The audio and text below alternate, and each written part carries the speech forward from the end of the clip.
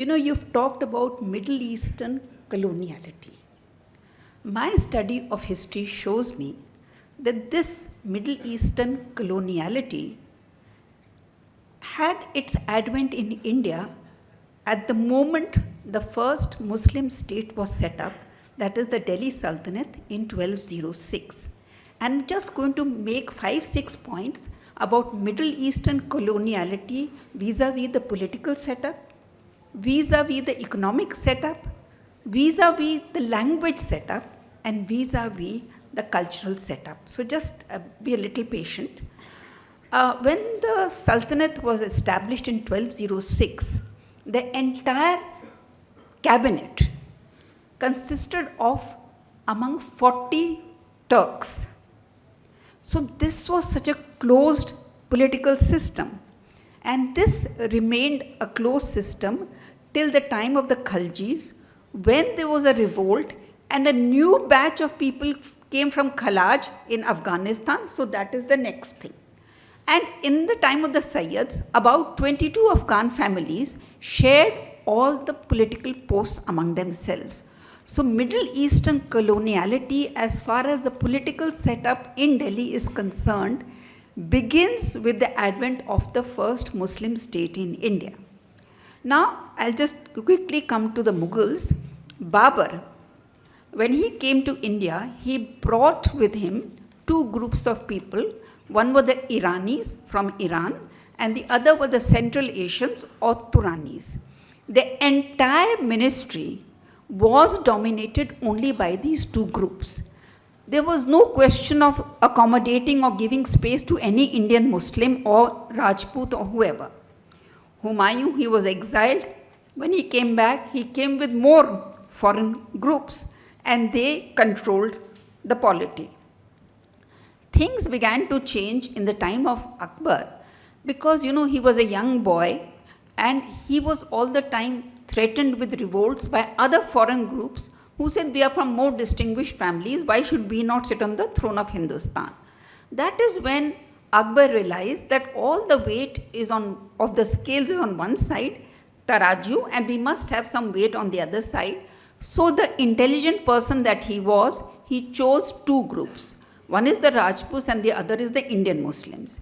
Indian Muslims because no foreign Muslim is going to choose them as their leader, and Rajputs because they were sword arm of Hindu society.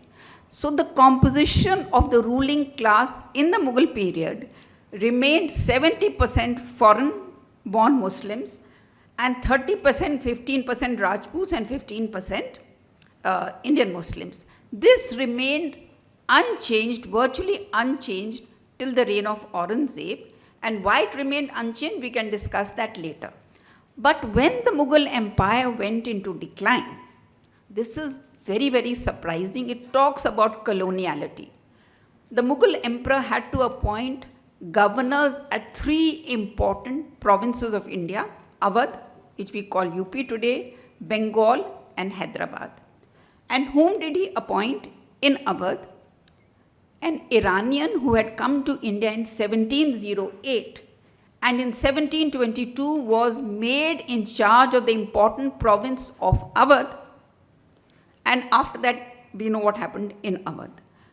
The same thing in Bengal. It's interesting because in Bengal, there was a young Brahmin boy in the Deccan, and one Iranian nobleman adopted him, converted him to his faith, and he served in various posts in the Mughal Empire. Then this Iranian went back to Iran, and when he died, this convert Muslim came to India in 1699. In 1700, Aurangzeb appointed him governor of the Deccan.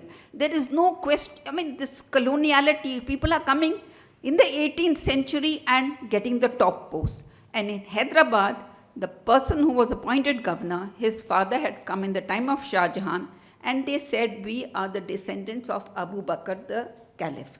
So this mindset continues. This is just one aspect. Then I want to talk about the economic coloniality. You see, in the Mughal state, the entire revenue was coming from agriculture.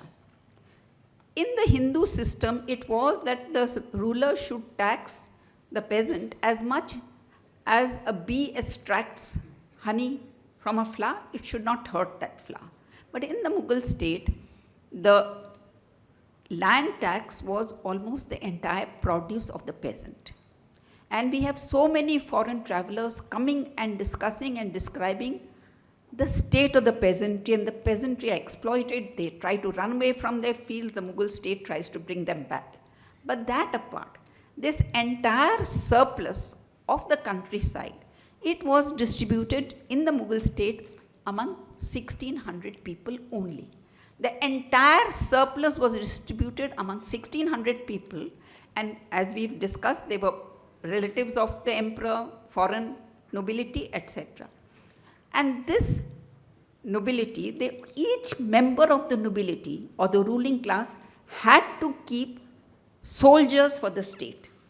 Even if you were a writer like Abul Fazl, you had to keep a minimum number of soldiers for the state.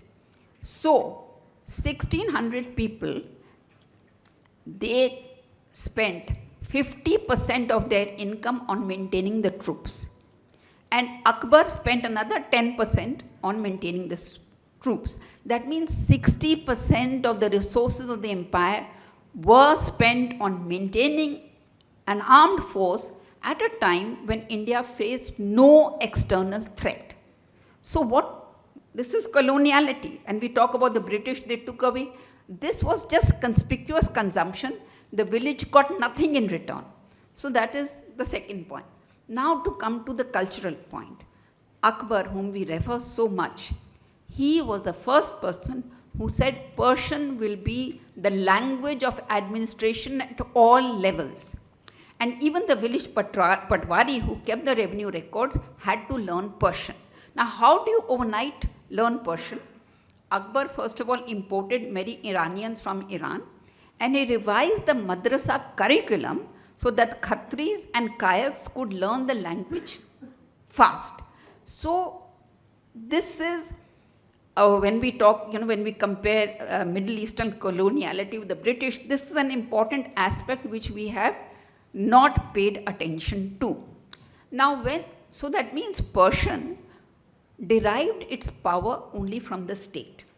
When the Mughal Empire went into decline, that Persian language did not have the support of the state. So what was the alternative? A new language had to be devised. The natural language that should have been chosen was Hindavi. It was the naturally evolving language. But what was the problem in Hindavi? It was that it had a large number of Sanskrit words. So the Mughal intellectual class, they removed Sanskrit words, substituted them for Arab and Persian words, and that gave birth to Urdu. The Mughals never patronized a native language. And in this context, I just want to make one point.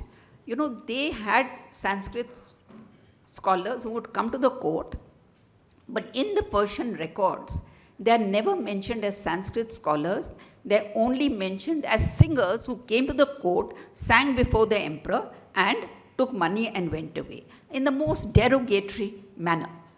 And last point, and after that I'll just make one more point, architecture. It was the rule in the Mughal period that every lane, by-lane highway should be dominated only by mosques. And the religious structures of every other site of every other group were pushed away from public view. Man Singh, who was a friend of Akbar, he was made governor of Rohtas, and in Rohtas he bought a lot of land. He wanted to build a big temple there. Then this friend of the emperor, he gets frightened that if I build a temple over here, emperor will get angry. So Man Singh built a mosque over there and the small temple at the side. In his home state of Amber, he wanted to build the Jagat Shrimani temple in honor of his young son who had passed away. And again, it is in the back lane. If you're passing through that road, you will not even know that there's a temple there. So this, this coloniality that you just brush aside, this is such a painful part of our history. And we talk about Mughal Rajput marriage alliances as a Ganga Jamna Tehzeeb. The Mughals always prided themselves in their Turkic ancestry. They said we are the descendants of Timur. They've never mentioned that Rajput blood also flow in their veins. And this is a story that we find on both sides. The Rajput texts that were written in the medieval period, they did not mention the alliances, marriage alliances with the Mughals. And Mughals did not mention the marriage alliances with the Rajputs. Man Singh and all the Rajput rulers, one point that I want to make, all the Rajput rulers who became part of the Mughal system, each of them was very worried that how will posterity remember us. So in their own kingdoms, they got their court historians to present their view of the Mughal Rajput alliance.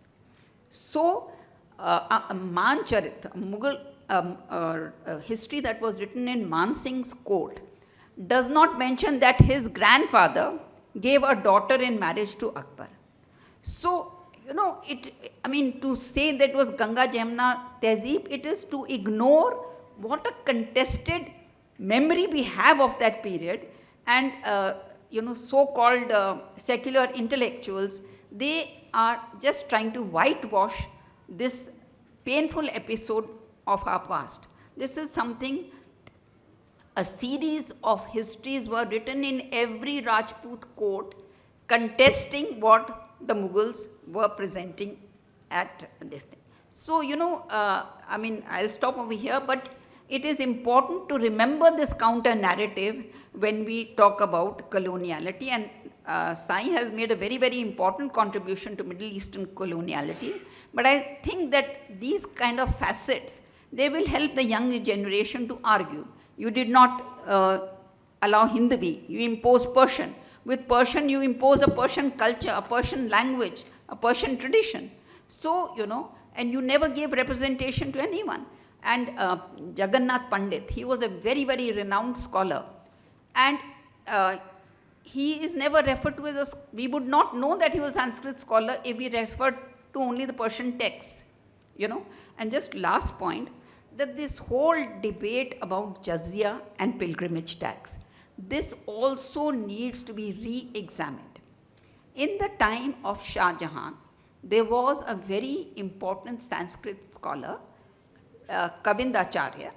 He came to Shah Jahan's court and successfully made the emperor remove the pilgrimage tax to all Hindus going on pilgrimage to Prayag and Allahabad.